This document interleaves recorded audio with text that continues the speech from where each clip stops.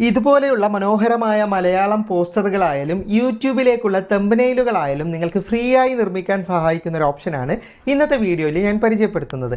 നമുക്കറിയാം chat GPT, Gemini ഒക്കെ ഉപയോഗിച്ച് നമുക്ക് പോസ്റ്ററുകൾ നിർമ്മിക്കാൻ പറ്റും. പക്ഷേ അതിൻ്റെ പ്രശ്നം അക്ഷരത്തെറ്റുകളുണ്ടാവും, ലിമിറ്റേഷൻ ഉണ്ട്, അതുപോലെ തന്നെ നമ്മൾ വിചാരിക്കുന്ന പോലെയുള്ള ഔട്ട്പുട്ട് അല്ല ലഭിക്കുന്നത്. എന്നാൽ നിങ്ങൾക്ക് മലയാളത്തിലെ മനോഹരമായ ഫോണ്ടുകൾ ഉപയോഗിച്ച് നിങ്ങൾക്ക് ഇഷ്ടപ്പെടുന്ന രീതിയിൽ പോസ്റ്ററും തമ്പനെയിലും ഒക്കെ നിർമ്മിക്കാൻ പറ്റുന്ന ഒരു ആപ്ലിക്കേഷനാണ് ഇന്ന് ഞാൻ പരിചയപ്പെടുത്തുന്നത്.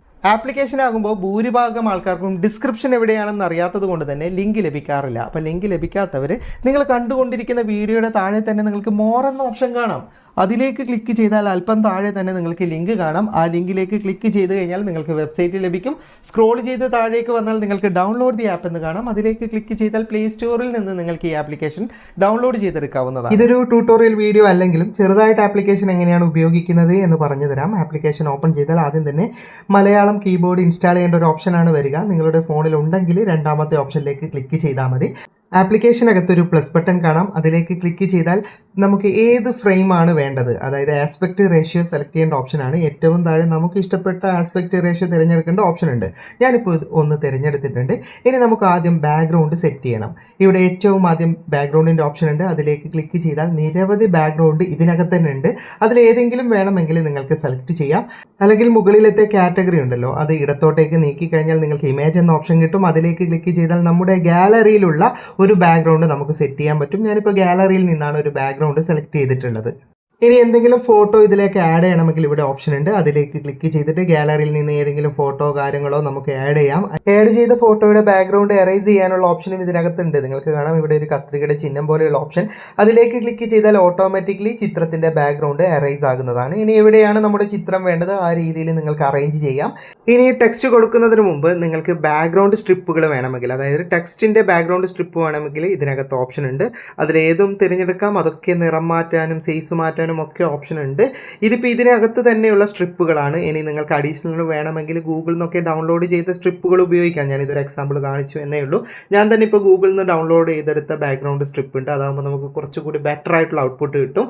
ഇതുപോലെ നമ്മൾ സ്ട്രിപ്പുകൾ സെറ്റ് ചെയ്യാം. ഇനി ടെക്സ്റ്റ് ആഡ് ചെയ്യേണ്ട ഓപ്ഷൻ ഇവിടെ ഉണ്ട്. ടെക്സ്റ്റ് ഓപ്ഷനിലേക്ക് ക്ലിക്ക് ചെയ്ത് നിങ്ങൾക്ക് വേണ്ട മാറ്ററുകൾ എഴുതാം.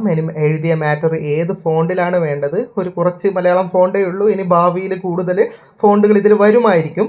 ആവശ്യമായ ഫോണ്ട് തിരഞ്ഞെടുത്താൽ ഇവിടെ മുകളിൽ സേവ് ബട്ടൺ ഉണ്ട്. സേവ് ബട്ടൺ കൊടുത്തു കഴിഞ്ഞാൽ ആ ടെക്സ്റ്റ് നമുക്ക് ലഭിക്കുന്നതാണ്. പിന്നെ നമ്മുടെ വിരൽ കൊണ്ട് അഡ്ജസ്റ്റ് ചെയ്യുക. എന്നിട്ട് ഇവിടെ ടെക്സ്റ്റിൻ്റെ നിറം മാറ്റേണ്ട ഓപ്ഷൻ ഉണ്ട് കേട്ടോ. നിങ്ങൾക്ക് വേണ്ട നിറം സെലക്ട് ചെയ്യാം. പിന്നെ ടെക്സ്റ്റിൻ്റെ പിറകിൽ ലെയർ കൊടുക്കുന്ന ഓപ്ഷൻ ഉണ്ടെന്ന് തോന്നുന്നു. എനിക്കത് ഇതിന് നോക്കിയിട്ട് കിട്ടിയിട്ടില്ല, ചിലപ്പോൾ ഉണ്ടാകും. അതുപോലെ തന്നെ ഞാൻ കാണാത്തൊരു ഓപ്ഷൻ, ഒരുപാട് ഓപ്ഷൻ ഇതിനകത്തുണ്ട്. ഞാൻ ജസ്റ്റ് പറഞ്ഞു തരുന്നേ ഉള്ളൂ. അപ്പോൾ നിങ്ങൾക്ക് ഇതുപോലെ എത്ര ടെക്സ്റ്റ് വേണം, എങ്ങനെ വേണം, അത് റൊട്ടേറ്റ് ചെയ്യാനുള്ള എല്ലാ ഓപ്ഷനും ഇതിനകത്ത് തന്നെ ഉണ്ട്. ഇനി ഞാൻ ബാക്ക് സ്ട്രിപ്പ് ഇല്ലാത്തൊരു ടെക്സ്റ്റ് ഇതിലേക്ക് ആഡ് ചെയ്യുന്നുണ്ട്. അത് കളർ സെലക്ട് ചെയ്യുന്ന സമയത്ത് കൃത്യമായിട്ട് കാണുന്നുണ്ട്. ഇത് ഡാർക്ക് പശ്ചാത്തലം ആയതുകൊണ്ടാണ്. അപ്പോൾ ഡാർക്ക് നമ്മൾ ലൈറ്റ് പശ്ചാത്തലമൊക്കെയാണ് ഉപയോഗിക്കുന്നത്, ലൈറ്റ് കളറാണ് ടെക്സ്റ്റിന് ഉപയോഗിക്കുന്നതെങ്കിൽ എന്തായാലും നമുക്ക് ലെയർ ആവശ്യമാണ്. അതായത് ടെക്സ്റ്റിന് പിറകിൽ ലെയർ ആവശ്യമുണ്ട്. അപ്പോൾ ലെയർ ഓപ്ഷൻ ഇതിനകത്ത് ഉണ്ടെന്ന് തോന്നുന്നു. ഞാൻ വളരെ പെട്ടെന്ന് ക്രിയേറ്റ് ചെയ്തൊരു വീഡിയോ ആണ്. കളർ നമുക്ക് ഇഷ്ടപ്പെട്ടതൊക്കെ സെലക്ട് ചെയ്യേണ്ട ഓപ്ഷൻ ഇതിനകത്ത് തന്നെ ഉണ്ട്. ഇതുപോലെ നിങ്ങൾക്ക് ടെക്സ്റ്റും കാര്യങ്ങളൊക്കെ ആഡ് ചെയ്യാൻ പറ്റും. പിന്നെ ഇതിൽ ലെയർ ബാക്കും ഫ്രണ്ടും കൊണ്ടുപോകേണ്ട ഓപ്ഷൻ കൂടി ഞാനിതിൽ കണ്ടിട്ടുണ്ട്.